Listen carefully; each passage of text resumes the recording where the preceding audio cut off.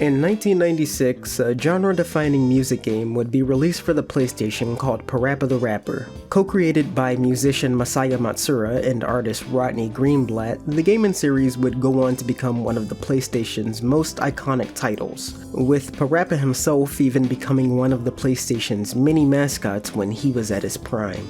I've talked about this all before in my PaRappa video where I reviewed all the games plus VibRibbon, but something I didn't speak on so much and promised to return to in the future was the PaRappa anime. Released sometime in 2001 between the spin-off Jammerlami and PaRappa the Rapper 2, the animated television show serves as a prequel to the entire series. That's what I often see it referred to as, at least. In the grand PaRappa timeline, I'd personally place the anime exactly where it came out, somewhere between the first two games, as PaRappa is already familiar with characters like Master Onion, and there are events that happen in the anime such as PaRappa's boombox, Boxy Boy, getting a new design halfway through the show that would explain why he looks so different in the second game. But then again, PaRappa gets Boxy Boy during the show even though he already has it in the first game. But whatever, there's no concrete timeline to the series, so don't worry about it too much. As far as PaRappa is concerned, the status quo and timelines are mere suggestions. Whatever needs to be so the story can exist is so. These are fictitious characters. The writer can do whatever he wants with them. Funny enough, Rodney expressed his disapproval in the timeline himself, but more on that later. PaRappa the Rapper, the animated show, was a joint production between animation studios, JC Staff, and Production IG, along with PaRappa's publisher, Sony of course. The show doesn't look like your typical anime, which is to be expected of the PaRappa series, but it doesn't necessarily have the paper-thin look of the games either. You'll notice anytime you see the characters from the side, they actually do have depth. Sunny looks more like an egg yolk to me than a flower now, but the overall look of the anime isn't bad. The show has a sort of children's picture book look to it, which makes sense when you consider Rodney is a children's book author. It randomly gets broken up with really good animation as well, just to emphasize the humor of a situation. It's used sparingly, but it's always funny when it happens.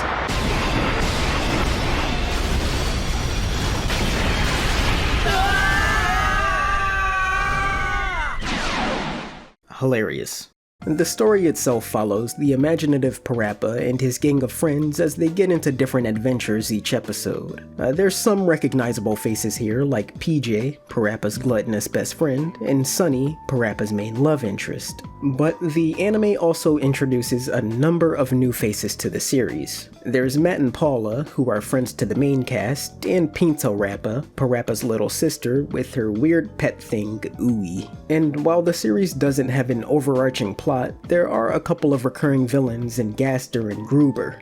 Their general goal seems to be just ruining PaRappa and everyone else's day for no reason besides being a bunch of dicks, and if they do have a motive, it's usually an ingenious get-rich-quick scheme that would put Eddie to shame. As far as I know, he's never kidnapped a baseball player and forced him to autograph a bunch of t-shirts so he could sell them on late-night shopping channels, but maybe he does in a lost episode. One episode might have the gang braving a haunted mansion, and another might have them warped back in time through a magical pendant. There's really no telling what you'll get from this show, but something that seems to be common in a lot of these episodes is the gang helping out a character they come across, be it their teacher, Master Onion, or this guy from Jammerlami. Unfortunately, we don't see Lammy herself in this show, which is a shame. My personal headcanon is that she was casted to appear in this show, but because she's always late to everything, she forgot to show up. There's only 15 more minutes until the show. Gulp. Here's a question for all of you. Who would you say PaRappa is aimed towards? Not just the television show either, but the series as a whole. When the PaRappa series was still fresh in Japan, its main audience was composed of teenagers and young adults, which makes sense when you consider just how difficult these games could be. But when it came to America, Sony marketed the game towards children, which according to Rodney was a mistake for the very same reason. And as the years went on, Sony would even start to market PaRappa PaRappa towards younger children in Japan, which would lead to some conflict behind the scenes of the anime. While Rodney wanted the show to be more mature to appeal to all of PaRappa's teenage fans, Sony insisted it be aimed more towards children to sell merchandise. And little by little, he would have less to do with the show. In a 2005 interview with Gamasutra, he had these words to say on the topic. They only let me design characters. They didn't let me write or be part of the show's production, and I felt as if I was kicked, in a way, out of something I always wanted to do. I always wanted to work in animation, to see my characters on a TV show. So the TV show was not a success. It was not a good show. I don't know about the writing because it was all in Japanese, but apparently it didn't connect with the kids. They didn't like it. It really seems like no one involved in the show cared for what he had to say. Remember when I said Rodney expressed disapproval in the timeline? Well, that's because he pushed against PaRappa looking like a grade school student, yet they turned him into one anyways. In the first game, he was getting his license for Pete's sake. I can't speak for the guy, but it seems more like his issue with the anime wasn't so much that it's a prequel as much as it was Sony abandoning their core audience. According to Rodney, in the very same interview, Sony managed to score a primetime slot for kids on the Japanese network Fuji TV, but because children didn't take a liking to the show, it kept getting bumped for baseball games. Not a good sign. The show managed to last 30 episodes, which isn't bad, but who knows what PaRappa would look like today if the show was aimed at an older audience. I sympathize with Rodney, and I think he has a right to feel frustrated with the way things turned out. But I don't agree with him entirely when he says the show wasn't good. The anime we got is still pretty good for what it is. I think it does the show a disservice to not acknowledge that it could be pretty mature at times as well. I was actually surprised how emotional it could get. For example, in the very second episode, Katy Cat gets roped into a conversation with her neighbor Dorothy and learns that she was once a dancer who still longs to perform on the stage. But that's unlikely to happen now, as PaRappa Town's theater is old and set to be demolished soon. It then turns into an episode where Katy convinces the gang to help her fix up the old theater to give Dorothy her final performance. And along the way, they discover her old flame. It's a comedy show for kids first, the jokes are still there, but I didn't go into the PaRappa anime expecting themes of broken dreams and regret. To tell you the truth, I was expecting hip-hop.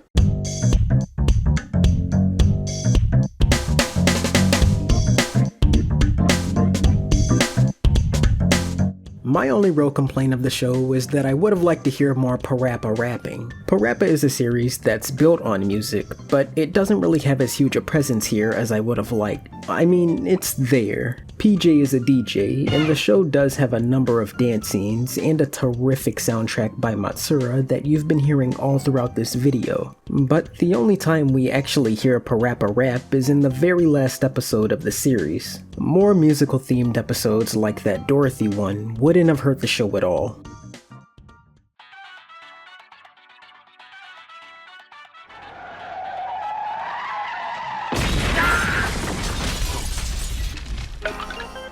The PaRappa anime is fun. It's nothing outstanding, but it's enjoyable enough. If you're a fan of the games and you haven't seen it before, I say check it out. And that's where we close the book on the PaRappa anime, but not the series just yet. If you remember from my PaRappa video, I also mentioned PJ had a spin-off anime of his own.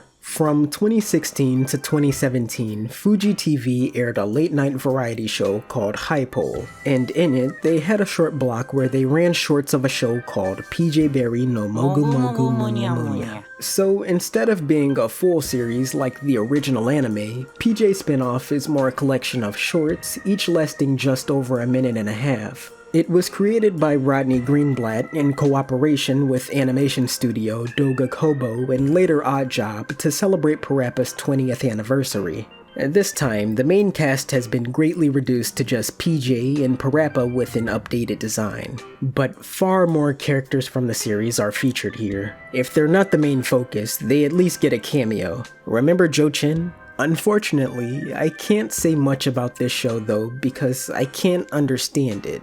I was able to find each episode, but only a few of them have been subbed in English. I can tell you what's obvious though. Most episodes take place in Master Onion's dojo that he's remodeled into a cafe and hired PaRappa to work at. PJ meanwhile sits around eating, sleeping, or giving advice to anyone who asks. It's usually inorganic objects come to life. He also has regular visions of himself as a king. If nothing else, PJ's spinoff serves as a nice check-in for all the characters, as we hadn't seen them in any official content for over a decade at the point this show came out. If Rodney had a bigger say in the original show, I imagine it would have come out a little more like this. I mean, PaRappa's working a job, he's driving, and PaRappa and Sunny seem like a couple in everything but name now. We also finally see PaRappa's mom in this show. It turns out she was the firewoman dog in Malami all along. This show leaves me with a bittersweet feeling. I'd be a liar if I said I wasn't disappointed with the way the PaRappa franchise turned out. It feels forgotten in the larger gaming atmosphere today. For such an iconic series, it just doesn't feel right that the way we get updates on all these characters is through an obscure spin-off. But with all of that said, I'm still grateful to Rodney and everyone else who worked on this spin-off because PaRappa fans were able to get some sort of closure to the series with it. And closure's not even the right word for it. I'm sure we will see PaRappa again in some fashion in the future, be it a cameo through other games or another remaster. And until then, we'll always have the games and anime to keep us company.